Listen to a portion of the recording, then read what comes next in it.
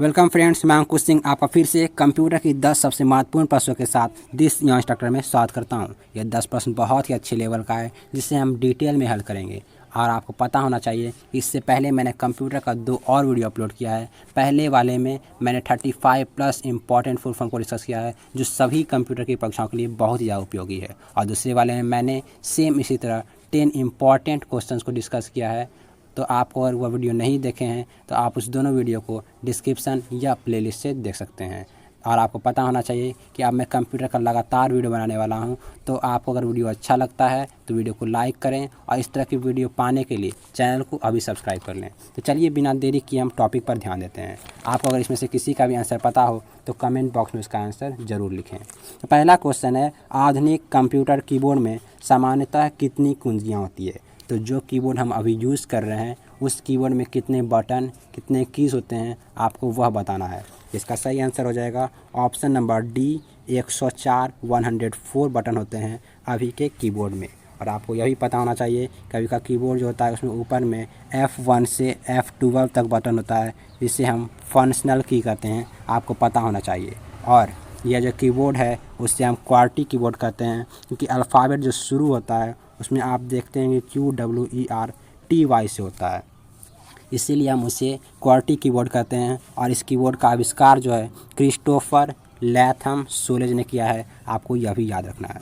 Next question देखते हैं, spreadsheet MS Excel फाइलें सामान्यतः किस एक्सटेंशन के साथ सेव होती हैं? जैसे MS एक्सेल में हम कोई फाइल सेव करते हैं तो वह किस एक्सटेंशन के साथ सेव होती है, लास्ट में किस एक्सटेंशन के साथ सेव होती है, वह आपको बताना है। तो इसका सही आंसर हो जाएगा ऑप्शन नंबर सी, XLS के।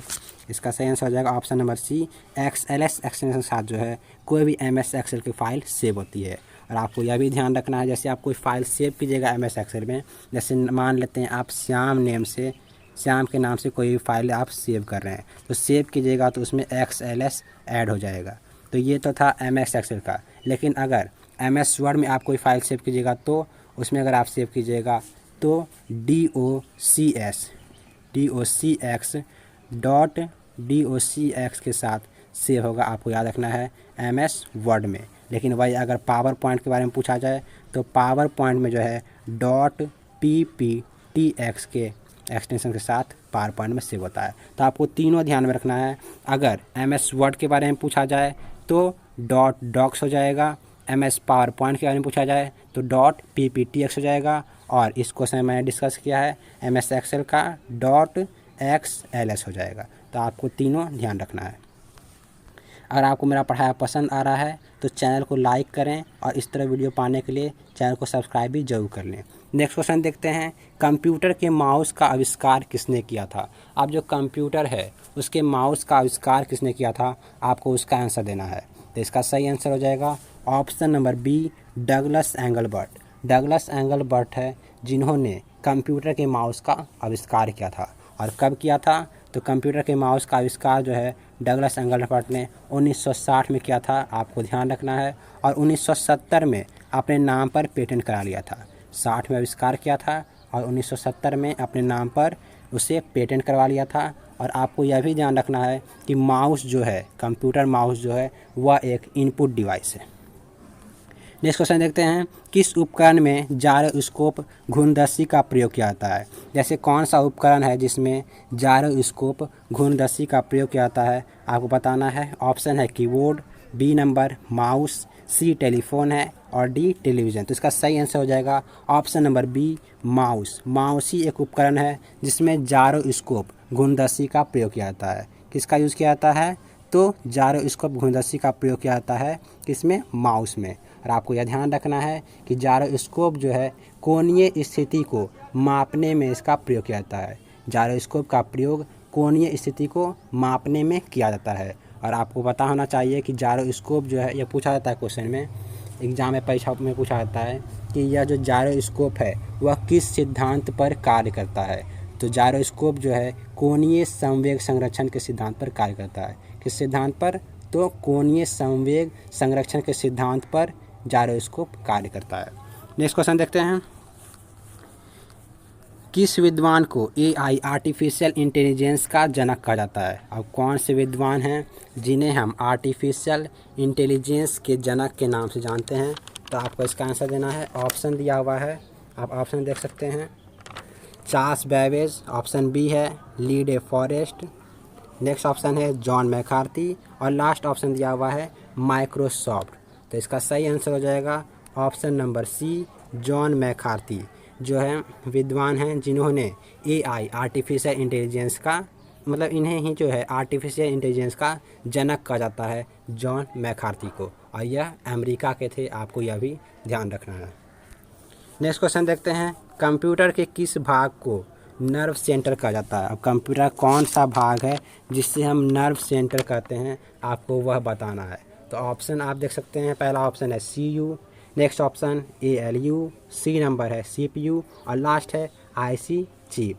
तो CU ही जो है इसका आंसर जगह CU को जो है हम नर्व सेंटर के नाम से जानते हैं, आपको ध्यान रखना है। और CU का फुल फॉर्म हो जाएगा कंट्रोल यूनिट। CU का फुल फॉर्म कंट्रोल यूनिट होगा, आपको यह भी ध्यान रखना है।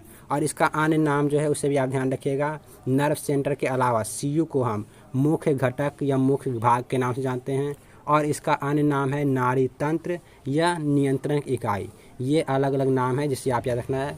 पहला हो गया नर्व सेंटर, जो क्वेश्चन में मैंने दिया हुआ है। दूसरा मुख्य भाग या मुख्य घटक भी कहते हैं CU को, और नाड़ी तंत्र और नियंत्रण इकाई भी इसे कहते हैं। इसका फुल फॉर्म कंट्रोल यूनिट। ये सभी आपको ध्यान रखना है, सभी यह परीक्षा में पूछा जाता है। और आपको अगर वीडियो अभी तक अच्छा लग रहा हो तो वीडियो को लाइक ज़रूर कीजिएगा, और इस तरह की लगातार वीडियो पाने के लिए चैनल को सब्सक्राइब भी ज़रूर कर लें। नेक्स्ट क्वेश्चन देखते हैं, क्वेश्चन नंबर 7, देश का पहला कंप्यूटर साक्षर जिला कौन है? तो देश का पहला कंप्यूटर साक्षर जिला बताना है, इसमें से कौन सा है?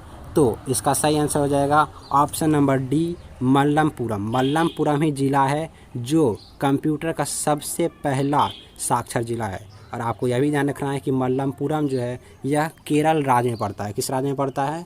तो मल्लमपुरम जो है केरल राज्य में पड़ता है, आपको यह भी याद रखना है। नेक्स्ट क्वेश्चन देखते हैं, कंप्यूटर का दिमाग किसे कहा जाता है? अब इस ऑप्शन में से आपको बताना है यह कौन सा है जिसे हम कंप्यूटर के दिमाग के नाम से जानते हैं।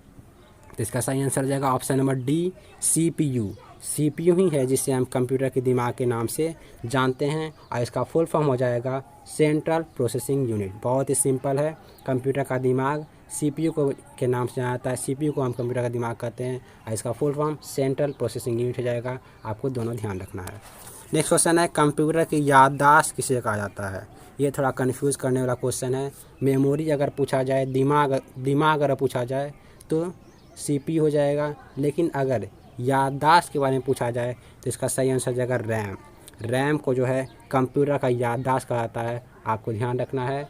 और अगर दिमाग पूछा जाए तो CPU आपको पता होगा। और रैम का फुल फॉर्म आपको ध्यान रखना है, रैम का फुल फॉर्म हो जाएगा रैंडम एक्सेस मेमोरी। और इसके अलावा मैंने बहुत सारा 35+ फुल फॉर्म को डिस्कस किया एक वीडियो में, जिससे आप प्लेलिस्ट या डिस्क्रिप्शन से देख सकते हैं।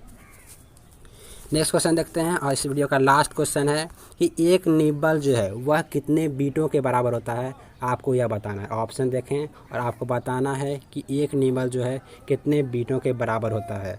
तो इसका सही आंसर हो जाएगा ऑप्शन नंबर सी, 4। एक निबल जो है उसमें 4 बीट होते हैं, आपको ध्यान रखना है। और आपको यह भी ध्यान रखना है कि कंप्यूटर का सबसे छोटा इकाई जो है क्या होता है? तो कंप्यूटर का सबसे छोटा इकाई बीट होता है, आपको ध्यान रखना है। और इस अलावा जो भी इम्पोर्टेंट बन रहा है उस सारे को मैंने नीचे नोट डाउन किया है, इससे आप ध्यान से देखिएगा। आपको सभी परीक्षाओं में इसका क्वेश्चन पूछा जाता है, अलग अलग करके पूछा जाएगा कि एक निबल में कितने बीट होते हैं, 8 बीट कितने बाइट के बराबर होते हैं। तो आप इस सबको ध्यान दीजिएगा, मैं आगे बता रहा हूँ। तो पहला है कि एक निबल जो होता है वह 4 बीट के बराबर होता है, आपको ध्यान रखना है। अब जब 8 बीट मिलते हैं तो 1 बाइट बनते हैं, लेकिन जब 1024 बाइट मिलते हैं तो 1 KB मतलब किलो बाइट बनते हैं, आपको ध्यान रखना है। उसके बाद जब 1024 KB मिलते हैं किलो बाइट तो 1 MB मेगाबाइट बनते हैं, आपको ध्यान रखना है। फिर MB यहाँ पर आ जाएगा, और 1024 MB जब मिलते हैं तो 1 GB गीगाबाइट बनते हैं, आपको याद रखना है। जितना ही मैं बता रहा हूँ बहुत ज़्यादा इंपॉर्टेंट है, तो इसे आप अच्छी तरह देखिएगा। और आपको अगर याद नहीं हो तो 1-2 बार देखिए, और उसके बाद भी अगर याद ना होता है तो इसे कॉपी में नोट डाउन कर लीजिए, बहुत ज़्यादा ये काम आने वाला चीज़ है। नेक्स्ट, इतना तो आपको पता होगा टेराबाइट या गीगाबाइट तक, लेकिन उसके आगे भी पूछा जाता है कि 1024 GB जो है वह कितने TB के बराबर होता है। तो 1 TB के बराबर होता है। फिर जब 1024 TB टेराबाइट जब मिलता है तो 1 PB बनता है, पेटाबाइट, आपको यह भी ध्यान रखना है। उसके बाद 1024 जब पेटाबाइट मिलेगा, PB जब मिलेगा तो 1 EB बनेगा, एक्साबाइट। उसके बाद 1024 EB जब मिलते हैं तो 1 ZB, जेटाबाइट बनते हैं, आपको यह ध्यान रखना है। उसके बाद है 1024 ZB जब मिलते हैं तो 1 YB, योटाबाइट बनते हैं, यह भी आपको याद रखना है। और इसके बाद दिया हुआ है कि जब 1024 YB जब मिलते हैं तो 1 ब्रोंटोबाइट मिलते हैं, बहुत ज़्यादा इंपॉर्टेंट है, इसलिए मैंने सबको नोट डाउन कर दिया है। तो आप इस सब को लिख लें, अगर आपको याद नहीं हो रहा है बाद में पढ़िएगा, आपको अच्छी तरह से याद हो जाएगा। तो 1024 जब YB, योटाबाइट जब मिलते हैं तो 1 ब्रोंटोबाइट बनते हैं, और 1024 जब ब्रोंटोबाइट मिलते हैं तो 1 जियोबाइट बनते हैं, आपको ध्यान रखना है। तो सबसे पहले बीट था, और सबसे लास्ट में क्या है, सबसे लास्ट में जियोबाइट है। तो मैंने उसे नोट डाउन कर दिया है। यही पूछा जाता है कि सबसे बड़ा कंप्यूटर का इकाई क्या है, तो सबसे बड़ा कंप्यूटर का इकाई जियोबाइट है, जिसे मैंने सबसे लास्ट में यहाँ पे दिखाया है। और सबसे छोटा जो है, सबसे छोटा बीट है, आपको याद रखना है। कंप्यूटर का सबसे स्मॉलेस्ट मेमोरी यूनिट बीट है, और सबसे बड़ा जो है वह क्या है, जियोबाइट, आपको दोनों याद रखना है। तो thanks for watching the video. और आपको अगर मेरा पढ़ाया हुआ पसंद आया हो तो वीडियो को लाइक करें और अपने दोस्तों में शेयर भी ज़रूर करें। और इस तरह की लगातार वीडियो पाने के लिए चैनल को सब्सक्राइब कर लें और बेल आइकन भी ज़रूर दबा लें। और इस तरह की और भी वीडियो पाने के लिए, देखने के लिए आप प्लेलिस्ट विजिट कर सकते हैं, या आप डिस्क्रिप्शन भी चेक कर सकते हैं। जय हिंद, जय भारत।